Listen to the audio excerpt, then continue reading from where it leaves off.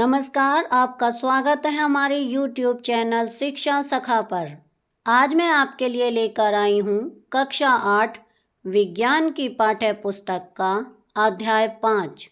अध्याय का नाम है पौधे एवं जंतुओं का संरक्षण। इस वीडियो में हम इस पाठ के प्रश्न अभ्यास, अति लघु उत्तरात्मक प्रश्न और बहुविकल्पीय प्रश्नोत्तर करेंगे। पिछली वीडियो में मैंने आपको पाठ 4 दहन और ज्वाला पाठ के प्रश्न अभ्यास, अति लघु उत्तरात्मक प्रश्न और बहुविकल्पीय प्रश्नोत्तर करवाए थे। अगर आप मेरे चैनल पर नए हैं और अभी तक आपने मेरे चैनल को सब्सक्राइब नहीं किया है तो प्लीज़ सब्सक्राइब कर लें और बेल आइकन को ज़रूर दबाएं।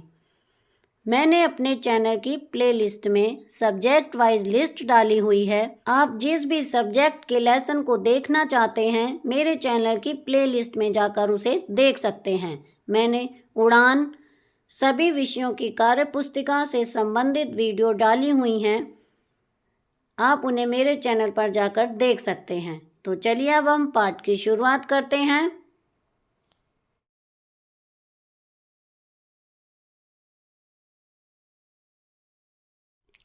अब हम प्रश्न अभ्यास करेंगे। पौधे एवं जंतुओं का संरक्षण। प्रश्न 1, रिक्त स्थानों की उचित शब्दों द्वारा पूर्ति कीजिए। वह क्षेत्र जिसमें जंतु अपने प्राकृतिक आवास में संरक्षित होते हैं डैश कहलाता है। इसमें आएगा चिड़ियाघर। किसी क्षेत्र विशेष में पाई जाने वाली स्पीशीज डैश कहलाती है।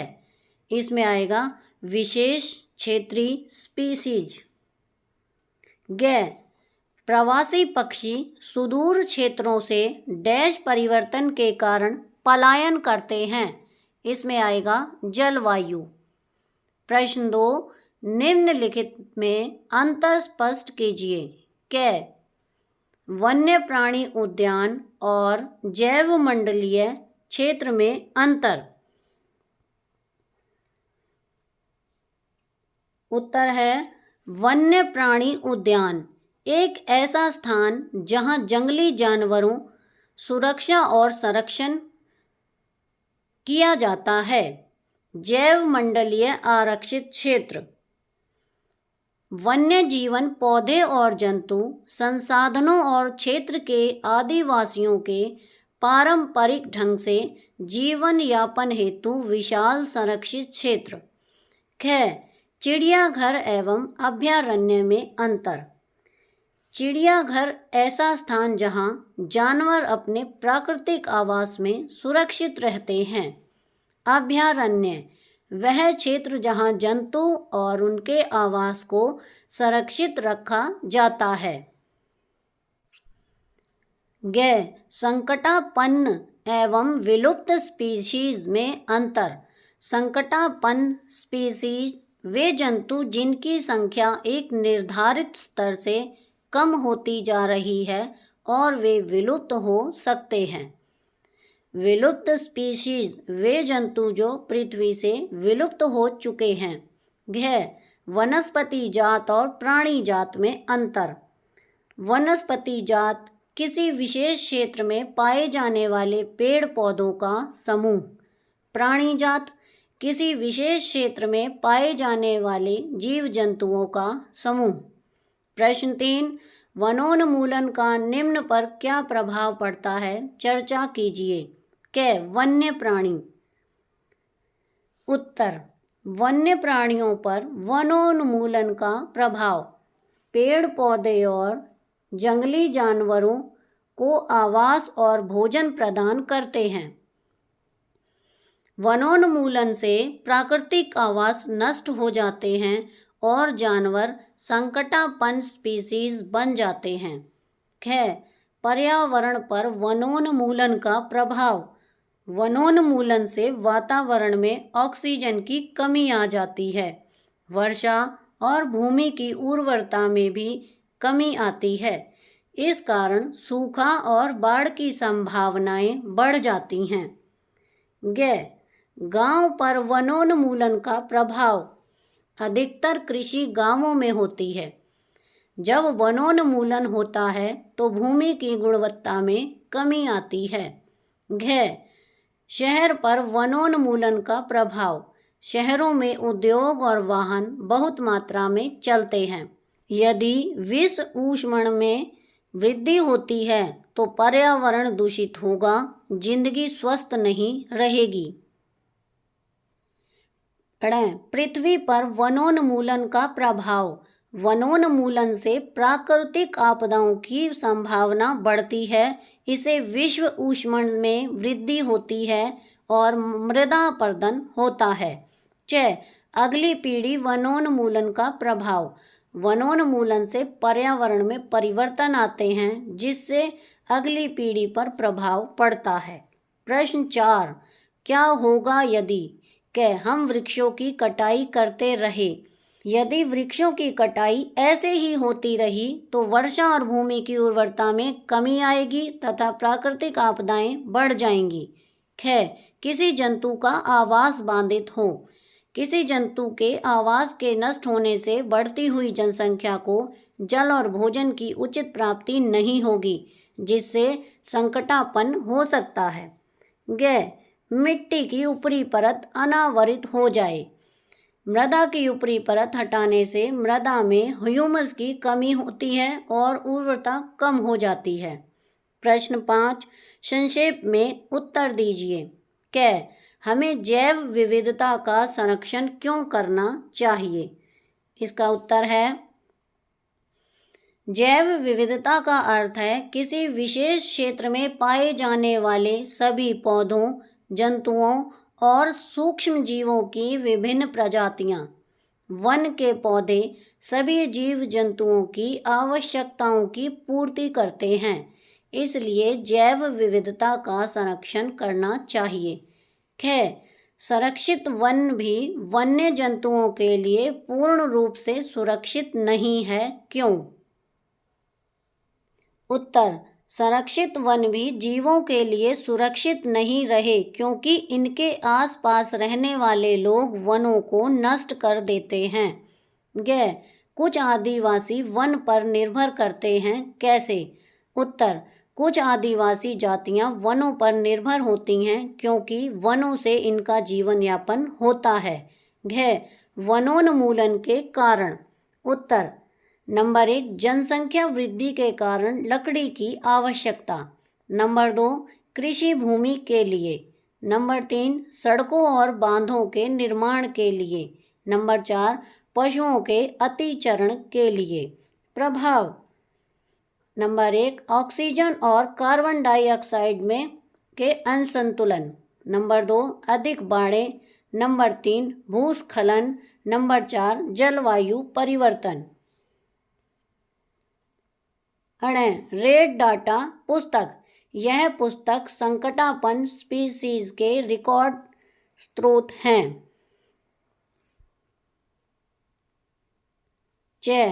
प्रवास। कुछ स्पीशीजों द्वारा अपने आवास से किसी निश्चित समय में बहुत दूर जाना प्रवास कहलाता है।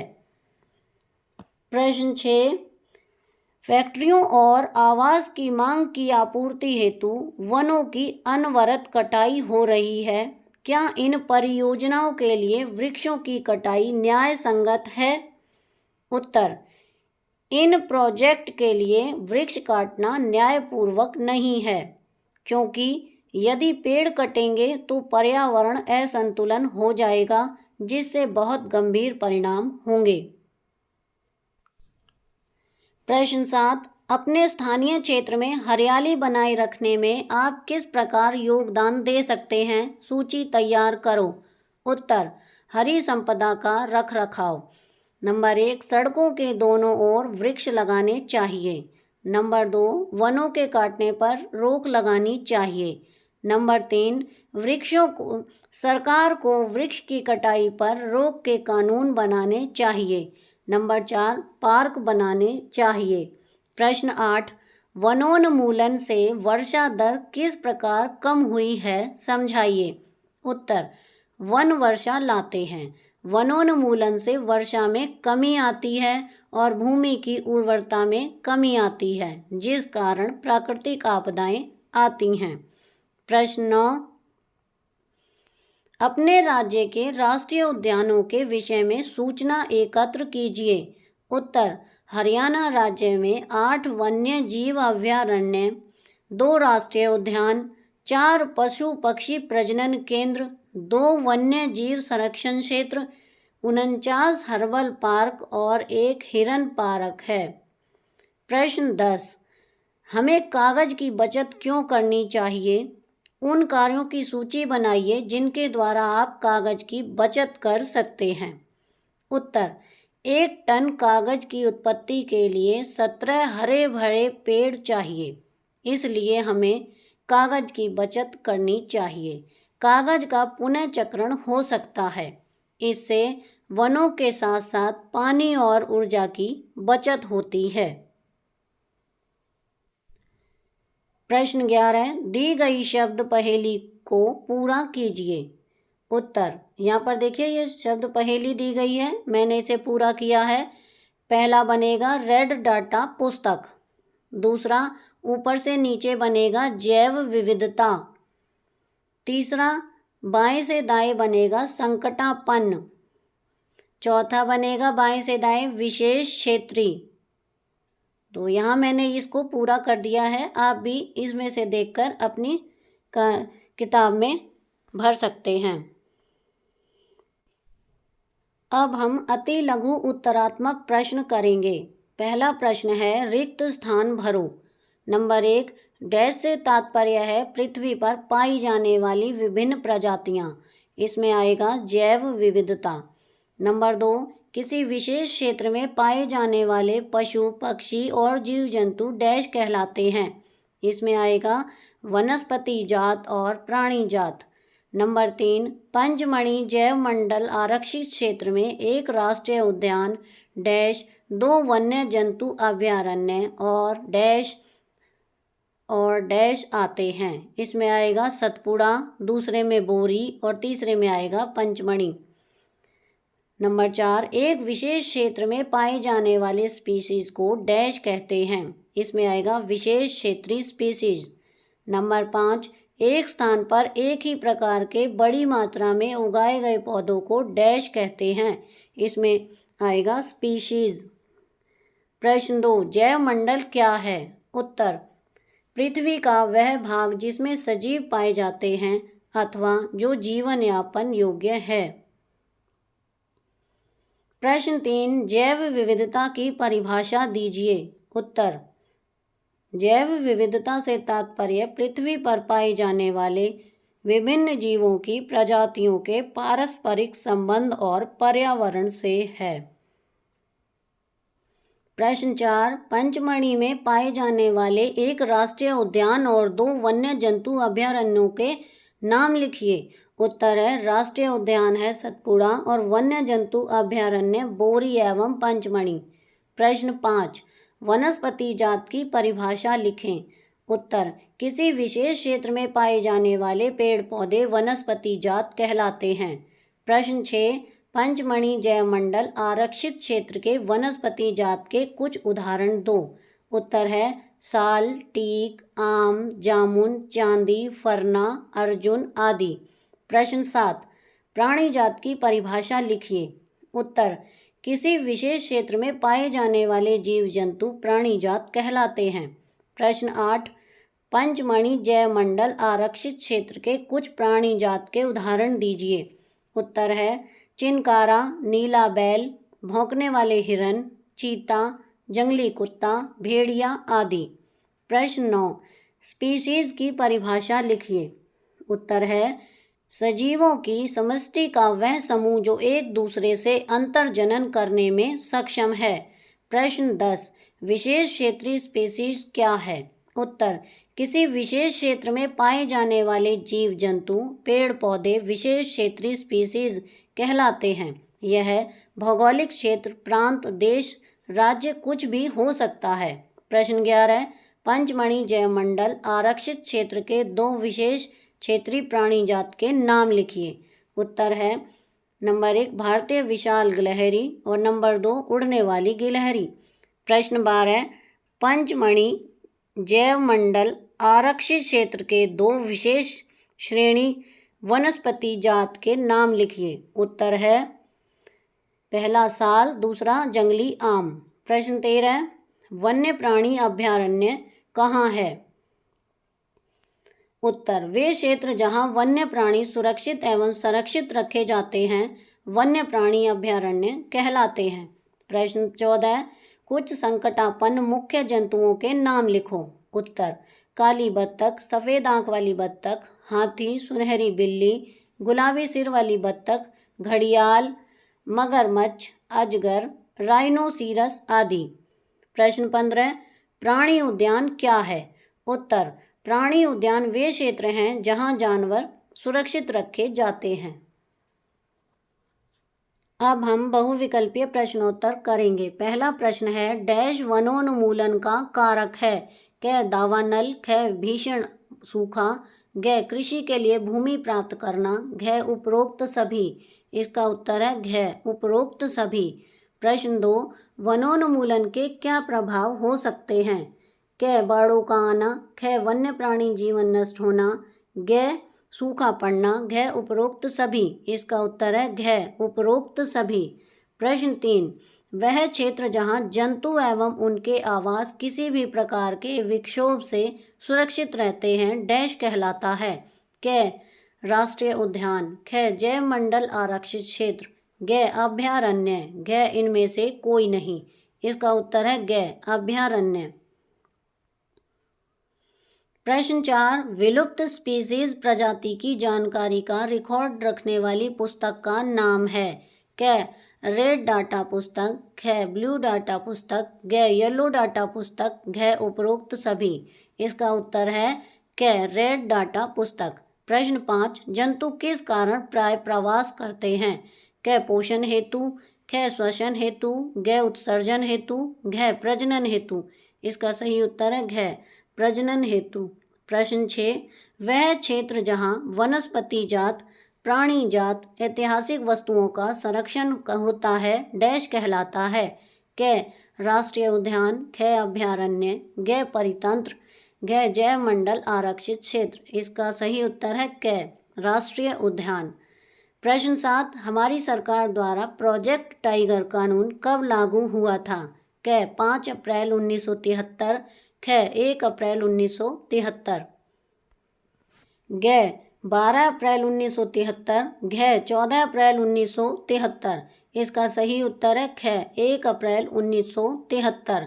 प्रश्न 8 किस गैस की वृद्धि से विश्व ऊष्मन होता है? ख CO2, ख O2, ग N2, घ H2। इसका सही उत्तर है क CO2। प्रश्न 9 कॉर्बेट राष्ट्रीय पार्क किस राज्य में स्थित है? क केरल, ख मध्य प्रदेश, ग कर्नाटक, घ उत्तराखंड।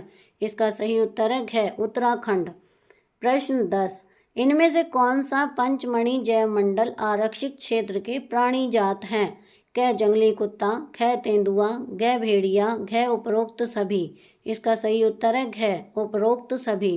प्रश्न 11 भारत डैश भारत का पहला आरक्षित वन है? क नीलगिरी, ख नंदा देवी, ग सतपुड़ा, घ मेघालय। इसका सही उत्तर है ग सतपुड़ा। प्रश्न 12 कितने पूर्ण विकसित वृक्ष कागज का 1 टन बनाता है? क 17, ख 27, ग 7, घ 37। इसका सही उत्तर है क 17। प्रश्न 13 जैव मंडल तथा अजैव घटकों से मिले तंत्र को क्या कहते हैं?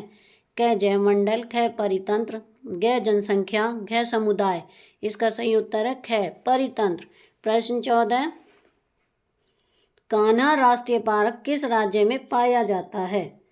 इसका ऑप्शन है क उत्तराखंड, ख मध्य प्रदेश, ग महाराष्ट्र, घ केरला। इसका सही उत्तर है ख मध्य प्रदेश। प्रश्न 15 किसी विशेष क्षेत्र में पाए जाने वाले पेड़ पौधे डैश कहलाते हैं? क वनस्पति जात, ख प्राणी जात, घ दोनों वनस्पति जात तथा प्राणी जात, घ इनमें से कोई नहीं। इसका सही उत्तर है वनस्पति जात क। तो यहाँ पर हमारा पाठ का प्रश्न अभ्यास का कार्य पूरा हो गया है। अगली वीडियो में मैं आपको पाठ 6 जंतुओं में जनन पाठ के प्रश्न अभ्यास, अति लघु उत्तरात्मक प्रश्न और बहुविकल्पीय प्रश्नोत्तर करवाऊंगी। तो आपको मेरी ये वीडियो कैसी लगी मुझे कमेंट करके ज़रूर बताएं। प्लीज़ मेरे चैनल को लाइक करें, शेयर करें और सब्सक्राइब करना ना भूलें। Thank you.